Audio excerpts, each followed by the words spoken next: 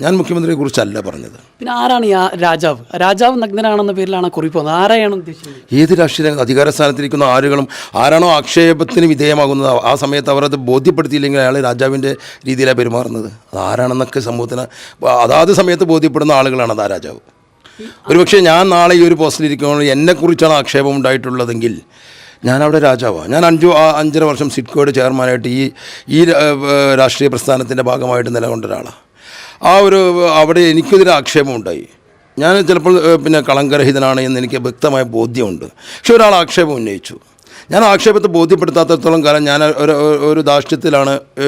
എൻ്റെ സത്യം എൻ്റെ ഉള്ളിലുണ്ട്. ജനങ്ങളത് വേണമെങ്കിൽ വിശ്വസിച്ചാൽ മതി എന്നുള്ള രീതി ശരിയായ ജനാധിപത്യ രീതിയല്ല എന്നുള്ളതാണ് ഞാൻ വിശ്വസിക്കുന്ന രാഷ്ട്രീയം. അതാണ് ഞാനത് സമൂഹത്തിനോട് പറഞ്ഞു എന്നുള്ളത് മാത്രമാണുള്ളത്. ഈ അൻവറിൻ്റെ വെളിപ്പെടുത്തലിന് എങ്ങനെയാണ് നോക്കിയാണ്? ആദ്യഘട്ടത്തിലൊക്കെ മുഖ്യമന്ത്രി സംരക്ഷിച്ചുകൊണ്ടായിരുന്നു അദ്ദേഹം വെളിപ്പെടുത്തിയിരുന്നു. പക്ഷേ ഇപ്പോൾ അവസാന ഘട്ടത്തിൽ മുഖ്യമന്ത്രി തള്ളിപ്പറയുക മാത്രമല്ല, അദ്ദേഹം ഒരു പ്രത്യേക കോക്കസിൽ ഒരു അച്ചുതൊണ്ടിൽ പ്രവർത്തിക്കുകയാണ്. അത് ശശി, റിയാസ് ഉൾപ്പെടെയുള്ള ആളുകളുടെ നേതൃത്വത്തിലുള്ള ഒരു കോക്കസിൽ അദ്ദേഹം പ്രവർത്തിക്കുകയാണെന്ന് പറയുന്നു. അങ്ങനെ കരുതുന്നു. ആ ഒരു അഭിപ്രായത്തെപ്പറ്റി വ്യക്തമായിട്ട് പഠിക്കാത്തത് കൊണ്ട് എനിക്കറിയാം. ഞാൻ നിങ്ങൾ പറഞ്ഞ കാര്യങ്ങളൊക്കെ ഞാൻ കേട്ടറിഞ്ഞൊരു കാര്യമാണ്. വ്യക്തമായിട്ട് 2 വർഷവും പഠിച്ചാലല്ല അഭിപ്രായം പറയാൻ പറ്റുള്ളൂ. ആ അഭിപ്രായം ചിലപ്പോൾ പാർട്ടിയോടൊക്കെ സമ്മതം ചോദിച്ചിട്ട് ചിലപ്പോൾ ഒരു പാർട്ടി മെമ്പർ എന്നുള്ള നിലയ്ക്ക് എനിക്ക് പറയാനും പറ്റുള്ളൂ. അതിലൊക്കെ പരിമിതികളുണ്ട്. പക്ഷേ ഇവിടെ പ്രതിസ്ഥാനത്ത് ഒരുപാട് ആക്ഷേപങ്ങൾ ഇതിൻ്റെ ഇടയിൽ വന്നല്ലോ. ആ ആക്ഷേപങ്ങൾക്കൊക്കെ സമൂഹത്തിന് ബോധ്യപ്പെടുന്ന രീതിയിലേക്ക് മറുപടി നമ്മൾ അർഹിക്കുന്നുണ്ട്.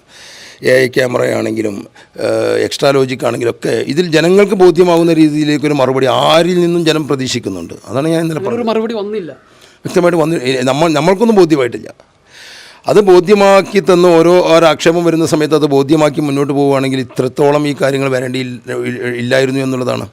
അത് വ്യക്തികളൊന്നും പറയാതെയാണ് സമൂഹത്തിനോട് പറഞ്ഞത്. അപ്പം ഞാനടക്കമുള്ള എനിക്ക് സ്വയം പഠിക്കാൻ, ഞാനൊരു രാഷ്ട്രീയ പ്രവർത്തകനാണ്. ഏതെങ്കിലും ഭാഗ്യവശാലോ നിർഭാഗ്യവശാലോ ഈ സ്ഥാനത്തേക്കൊക്കെ എത്തേണ്ട ഒരാളാണെങ്കിൽ ആ സമയത്ത് എന്നെ ബോധ്യപ്പെടുത്തേണ്ട ചില പാഠങ്ങൾ ഞാൻ സമൂഹത്തിനോട് പറയുമ്പോൾ അത് എൻ്റെ ബാധ്യതയായിട്ട് മാറുമല്ലോ. എനിക്ക് ശേഷമുള്ള എൻ്റെ തലമുറയോട് കൂടി പ്രവർത്തിക്കുന്ന ആളുകൾക്ക് ജനാധിപത്യ രാജ്യത്തെ ഒരു അധികാരസ്ഥാനം ജനങ്ങളോടുള്ളൊരു ബാധ്യതയും ഉത്തരവാദിത്വമാണെന്ന് തോന്നിപ്പിക്കുക എന്നുള്ളത് നട്ടലുള്ള രാഷ്ട്രീയക്കാരൻ്റെ കർത്തവ്യമാണ് എന്നുള്ളതാണ് ഞാൻ വിശ്വസിക്കുന്നത്. അത് ഒരാൾക്ക് ഫോക്കസ് ചെയ്തിട്ടൊന്നുമല്ല.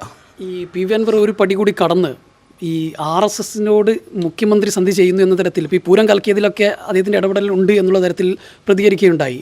അങ്ങനെ കരുതുന്നുണ്ടോ? അൻവർ ഖാൻ്റെ ബോധ്യങ്ങളെക്കുറിച്ച് അദ്ദേഹത്തോട് ചോദിക്കാനുള്ള ഏറ്റവും നല്ല കാര്യം നമുക്ക് മനസ്സിലാക്കിയ ചില കാര്യങ്ങൾ അതാണ് ശരിയെന്ന് പറയണമെങ്കിൽ അൻവർ ഖാനുമായിട്ട് നേരിട്ട് നമ്മൾ സംവദിക്കണം. അൻവർ ഉന്നയിച്ച ഏതെങ്കിലും ആരോപണങ്ങളോട് യോജിക്കുന്നുണ്ടോ?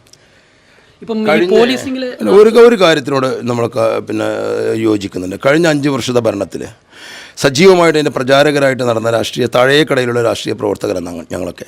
ആ ഒരു ആത്മവിശ്വാസം കുറച്ച് കാലങ്ങളായിട്ട് നഷ്ടപ്പെട്ടിട്ടുണ്ട്. ജനങ്ങളോട് സംവദിക്കുമ്പോൾ, ജനങ്ങളിങ്ങോട്ട് ചോദ്യങ്ങൾ ചെയ്യപ്പെടുമ്പോൾ അതിന് ഞങ്ങളുടെ ഗവൺമെൻറ്റിനെ ന്യായീകരിക്കുവാനുള്ള ചില സമയത്തൊക്കെ നമ്മൾ വല്ലാതെയായി പോകുന്നുണ്ട്. അതിലൊരു ആകുലത ആശങ്കയൊക്കെ ഉണ്ടെന്ന് മാത്രമേ ഉള്ളൂ. അത് ഒരാൾ ചെയ്തു എന്നൊന്നുമല്ല. ഞങ്ങളെപ്പോലെയുള്ള പൊതുപ്രവർത്തകർക്ക് പൊതുസമൂഹത്തിൻ്റെ മുന്നിൽ പ്രസൻറ്റ് ചെയ്യുന്ന സമയത്ത് പലപ്പോഴും പിൻവാങ്ങേണ്ട ഒരു അവസ്ഥ ഈ ഭരണത്തിൽ സംജാതമായിട്ടുണ്ട്.